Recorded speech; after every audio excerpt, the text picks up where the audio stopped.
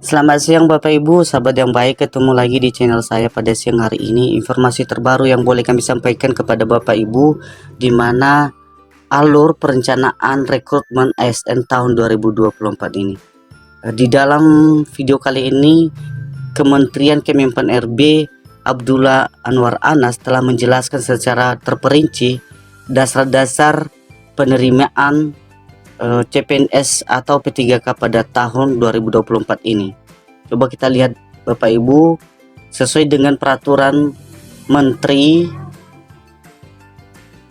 dari tahun 2023 nomor 20 tahun 2023 ini, dan sesuai dengan dasar peraturan pemerintah nomor 2 tahun 2017.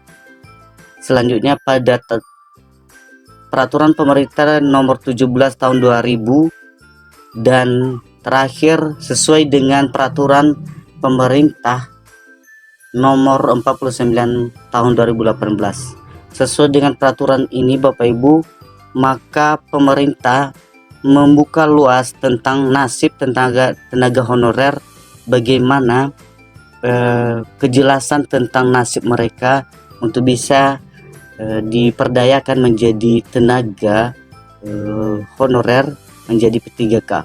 Inilah informasi yang boleh kami sampaikan pada kesempatan kali ini.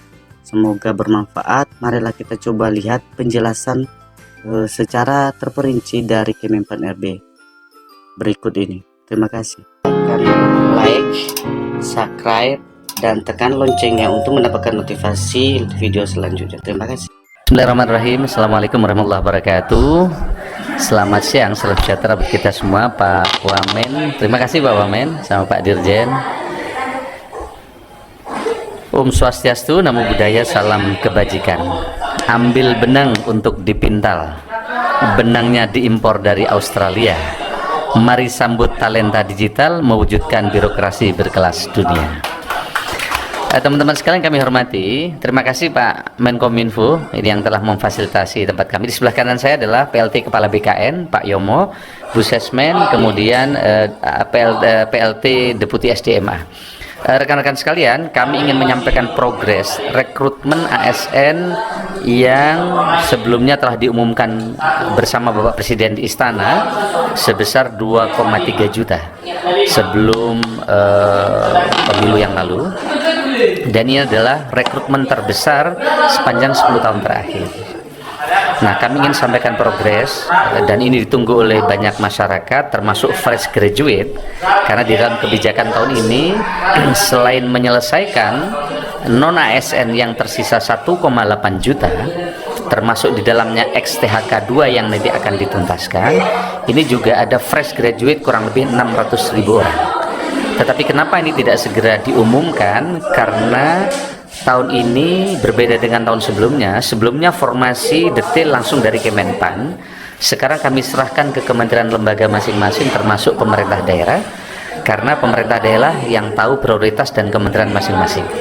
Ternyata justru ketika kita berikan, ini bukan mudah, dan ini membutuhkan koordinasi yang terus kita kerjakan.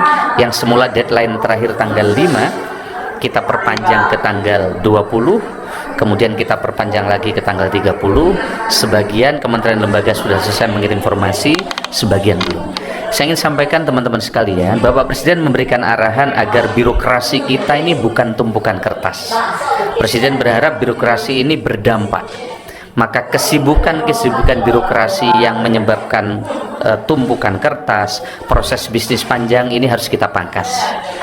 Yang kedua, Bapak Presiden memberikan arahan agar birokrasi ke depan lincah dan cepat.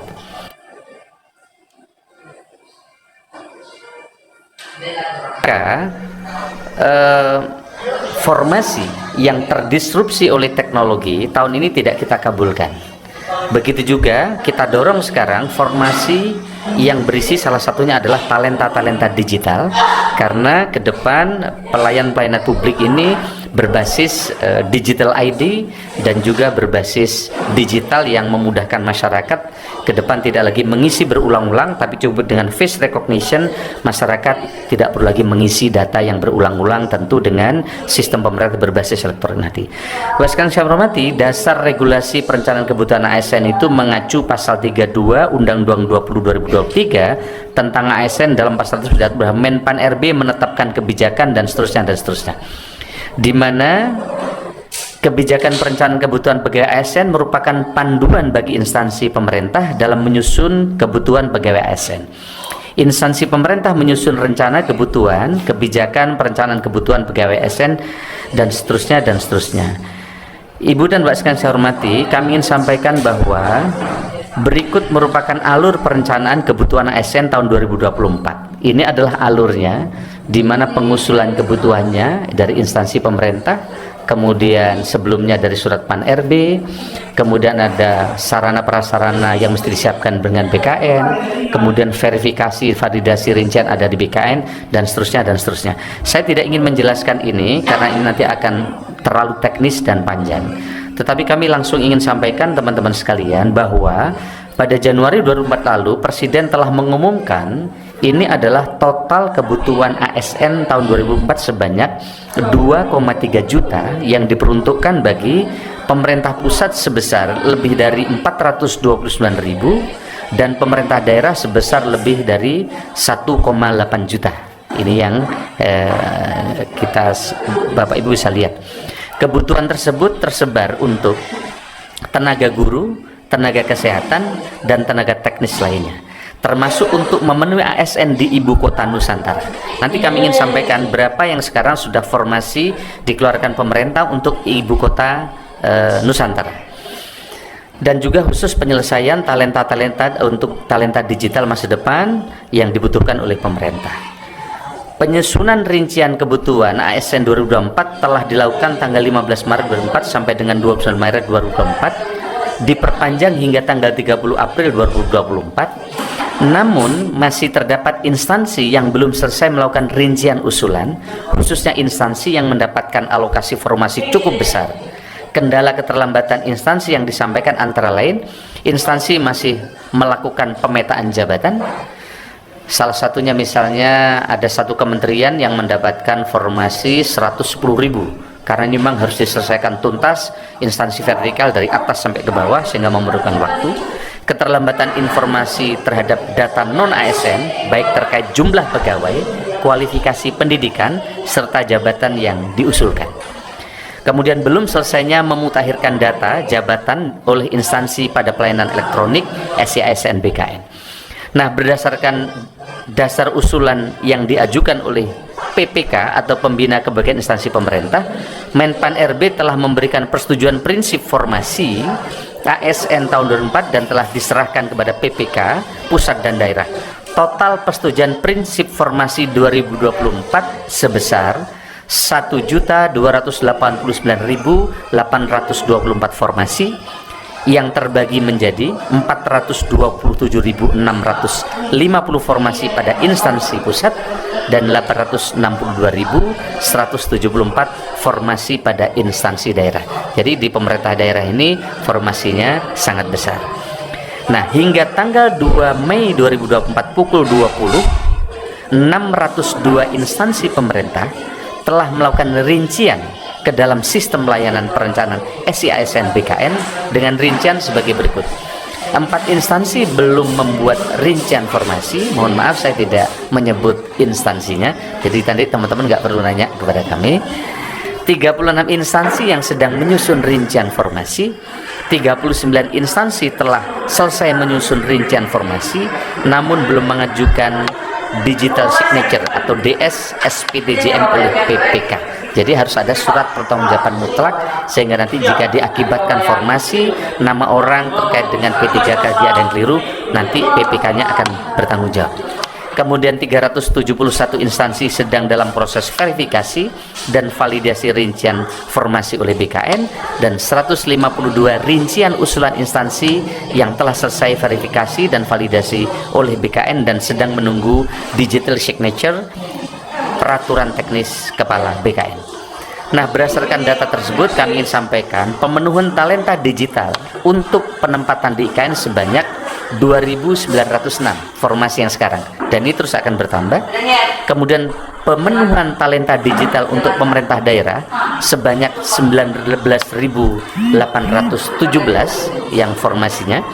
Kemudian pemenuhan SDM APIP atau auditor, karena ini menjadi arahan Bapak Presiden untuk mendorong tata kelola pemerintahan yang lebih bagus. Fresh graduate tahun ini juga diperuntukkan untuk auditor, sehingga kementerian, lembaga, dan pemerintah daerah yang belum mengusulkan formasi ini pasti kita tolak untuk diperbaiki, mengusulkan talenta digital di dalam auditor mereka. Nah, kemudian totalnya berapa? Pemenuhan SDM APIP sebanyak 794 atau 491 auditor dan 301 P2 UPD.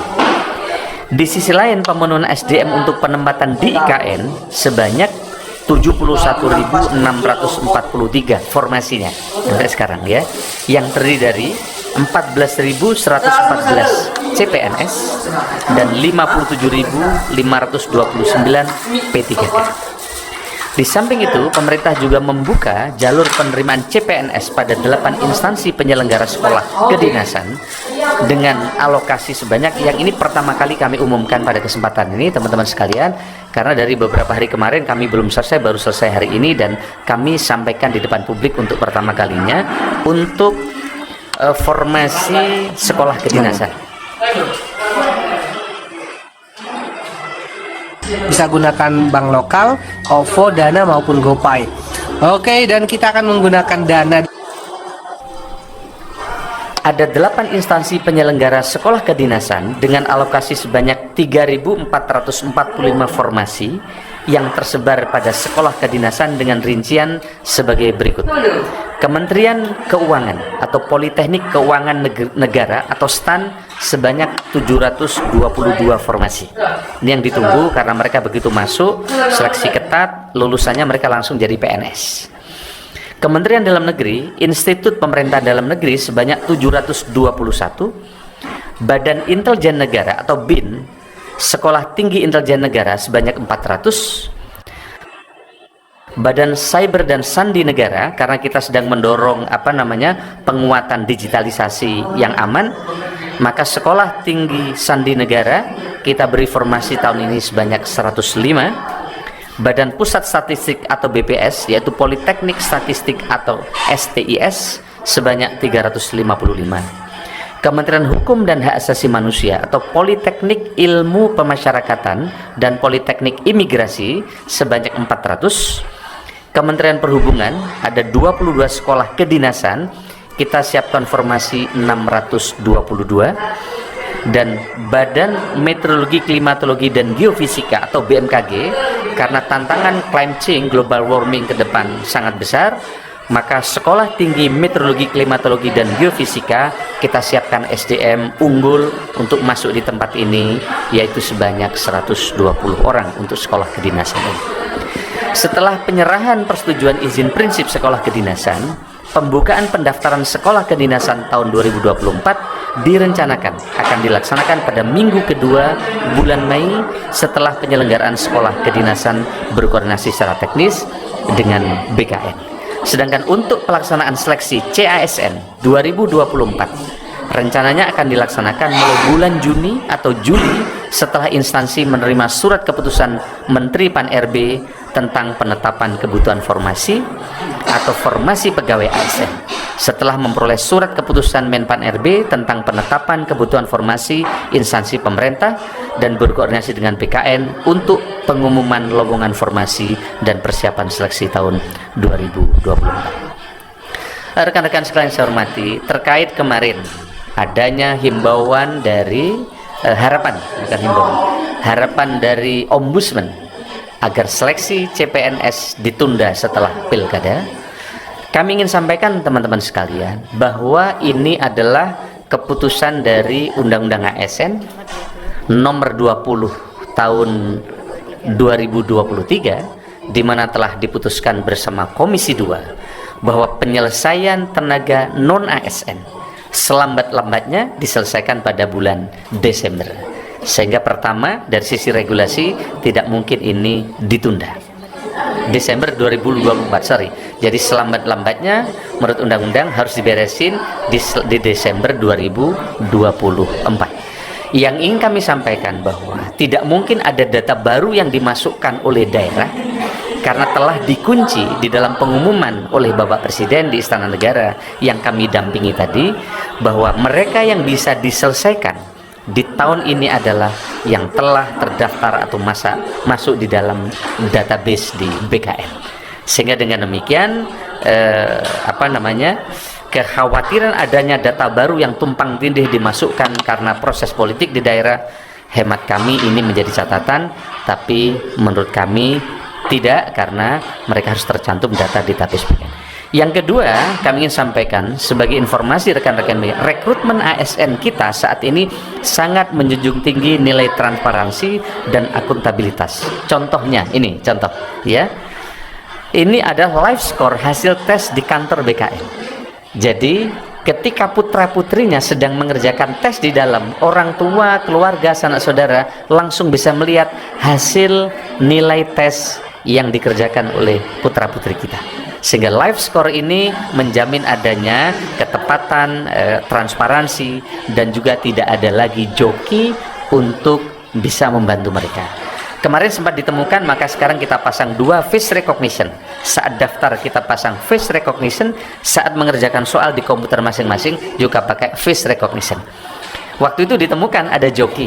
Ternyata waktu masuk pakai face recognition itu, ketika mengerjakan soal mereka ke toilet, yang masuk orangnya beda. Nah, sekarang begitu dengan face recognition ini akan lebih terjaga. Saya kira ini tidak ada lagi istilah titipan. Putranya Pak Kepala BKN saja yang membuat soal berapa kali tes? 2 kali juga. Banyak sekali putra-putra pejabat yang bikin soal juga nggak bisa diterima, karena memang ini pekerjaan soalnya memang sangat detail dan antara satu kanan kiri juga berbeda. Saya kira ini teman-teman sekalian, informasi terkait dengan penyelesaian ASN dan non ASN tahun 2024 yang ditunggu oleh banyak masyarakat. Sebelum tanya jawab, saya ingin sampaikan, pergi ke kebun petik alpukat, buahnya ranum masih diikat. Pengadaan ASN kian dekat, bulatkan tekad, satukan niat. Saya kira itu, terima kasih. Assalamualaikum warahmatullahi wabarakatuh. Rekan-rekan, ada yang mau ditanyakan? Oke.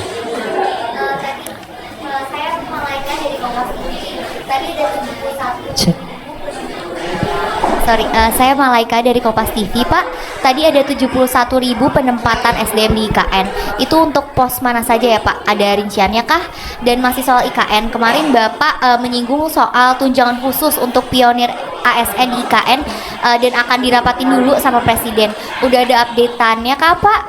Lalu untuk mekanisme sewa atau beli rusun di IKN bagaimana dan berapa biayanya? Terima kasih.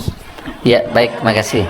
Saya biasanya dikasih kertas sama Judan. Nah, pertama terkait formasi itu, jadi ini formasi untuk instansi pusat yang akan pindah ke IKN. Nah, formasinya macam-macam.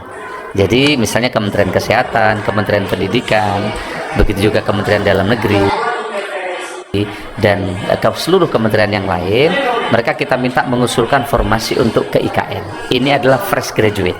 Jadi di samping mereka akan pindah pegawai yang sekarang sudah ada, sekaligus sekarang juga disiapkan formasi oleh Bapak Presiden talenta-talenta multitasking, talenta-talenta digital untuk direkrut ke IKN.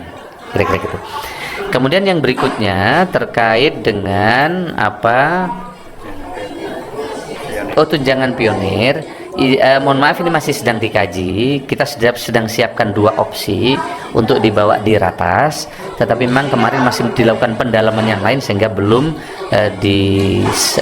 sempat dibahas di ratas.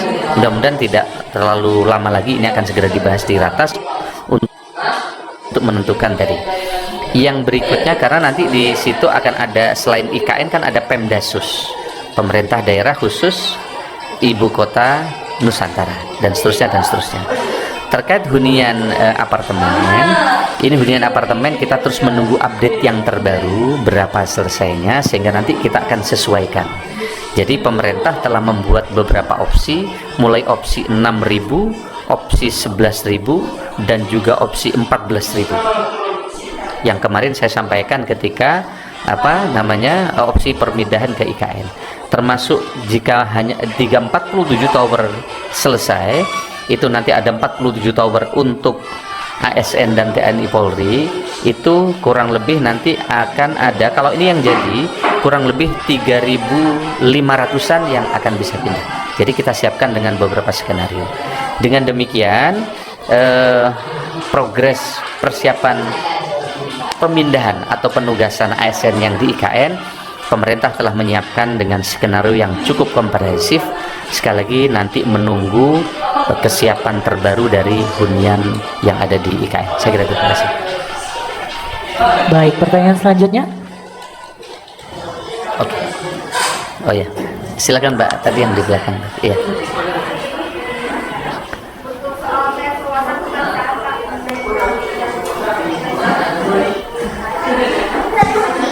Baik, makasih.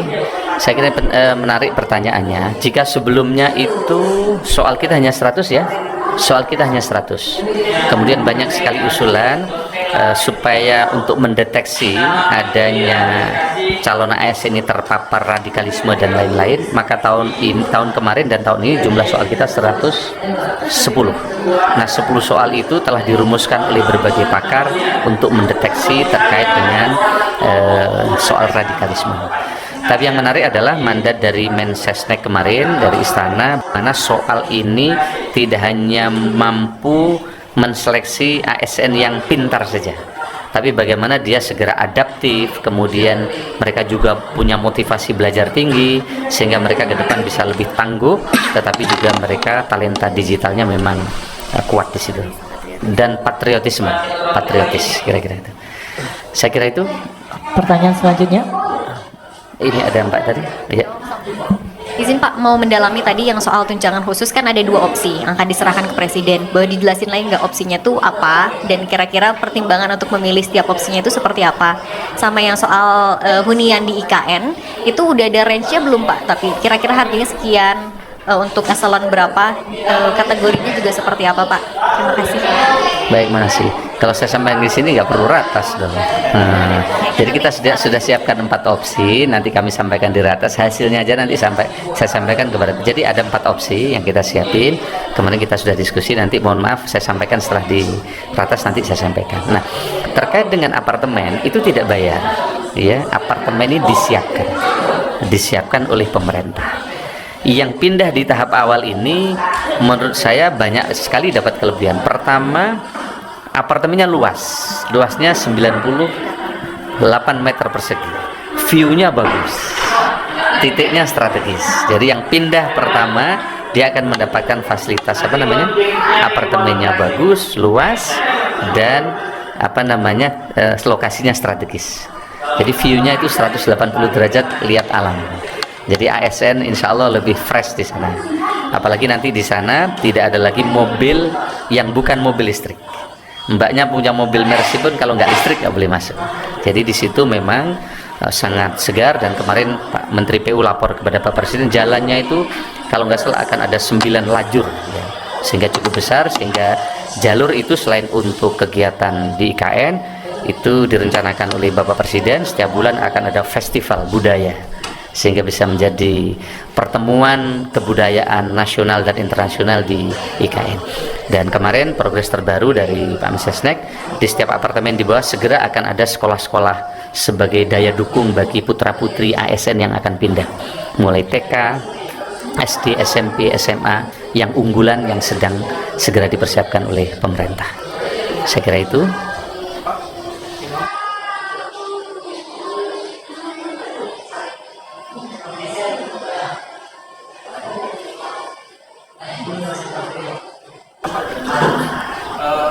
Mendalami terkait permintaan dari Ombudsman.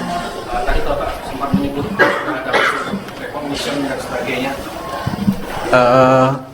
Kita tahu bahwa Ombudsman menyebut bahwa tidak ingin buat proses CASN ini kemudian menjadi alat politik. Nah, apakah sudah ada caranya mengingat memang biasanya kemudian saat kampanye dijadikan janji politik. Bisa nggak sih seorang calon kepala daerah kemudian menjanjikan itu dan sistem bisa mencegah itu nggak? Seperti itu Pak. Iya.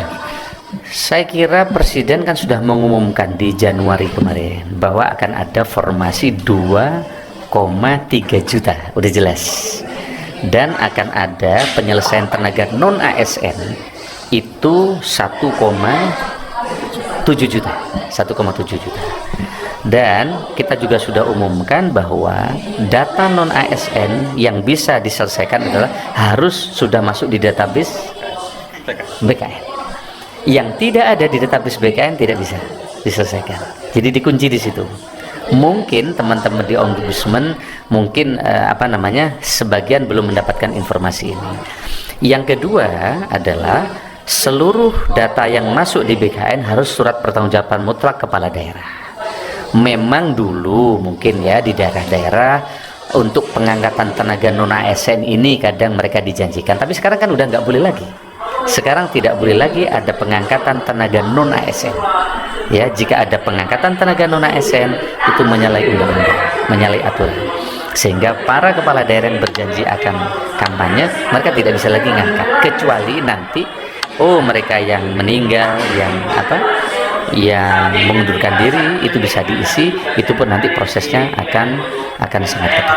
Untuk seleksi CPNS tidak mungkin, tidak ada celah menurut saya, karena semua masyarakat sekarang bisa mendaftar dan masyarakat bisa mengontrol siapa yang diterima, dan mereka juga langsung bisa tahu hasil tes seleksi. KPK saja tes di tempat kami, begitu juga Akmil, kemudian Kemlu, para diplomat sekarang sangat ketat karena tesnya juga ikut di tempat kami. Begitu juga Kejaksaan Agung, Mahkamah Agung, yang tahun ini Kejaksaan Agung kita beri formasi cukup besar, yaitu 44.000. Ya, 40 ribuan formasi hari ini kita berikan ke Kejaksaan Agung dengan harapan ke depan jaksa-jaksa yang baik, yang kompeten, yang punya talenta digital akan terpilih. Begitu juga di Mahkamah Agung. Di Mahkamah Agung total berapa sekarang? Hakim berapa ya? Oke. Tahun ini kami ingin umumkan juga teman-teman sekalian ada formasi untuk hakim. Jadi untuk teman-teman dari yang punya latar belakang yang sama, yang punya keinginan untuk menegakkan hukum di Indonesia, teman-teman bisa melamar untuk menjadi calon hakim yang tahun ini formasinya kurang lebih 20.000. Jadi sangat besar. Sehingga dengan demikian di daerah-daerah yang selama ini kekurangan hakim akan segera bisa terisi. Ini kami merespon setelah Ketua Mahkamah Agung menghadap Bapak Presiden, kemudian beliau berkoordinasi dengan kami tentang kurangnya hakim di berbagai tempat di seluruh Indonesia dan kurangnya jaksa di berbagai daerah di Indonesia. Maka tahun ini kita ingin selesaikan dengan formasi yang telah disetujui oleh Bapak Presiden. Satu lagi mungkin Bapak. Ada lagi yang ingin bertanya? Awak media? Cukup mungkin ya. Cukup? Baik teman-teman sekalian, kenapa? Ada yang urgent nggak tuh? Oke, saya kira ini terima kasih banyak. Mudah-mudahan informasi ini bisa diterima oleh teman-teman di seluruh Indonesia yang memerlukan informasi ini. Segera apply sesuai dengan dan siapkan berbagai persyaratan. Nanti buka di akunnya SCASN yang ada di BKN, SCASN yang ada di BKN, dan nanti kami juga akan terus pantau berbagai perkembangan. Pesan kami, jangan percaya kepada siapapun yang menjanjikan akan bisa membantu mengantar diterima menjadi PNS. Ya, sekali lagi pesan kami, jangan percaya kepada siapapun. Putra kepala BKN aja nggak diterima, padahal beliau yang menyiapkan tim, yang menyiapkan soal. Dan banyak sekali putra-putri para pejabat Indonesia tidak diterima. Kenapa? Karena sistemnya sudah digital, sudah pakai code. Ini banyak setelah diterima merasa saya mengurus, akhirnya mereka kemudian tertipu oleh janji-janji itu. Kami kira itu. Terima kasih. Selamat siang. Santi Namo Buddhaya. Assalamualaikum warahmatullahi wabarakatuh. Terima kasih ini Kominfo yang udah nyiapin, luar biasa. Jangan berakhir ya sesi tanya.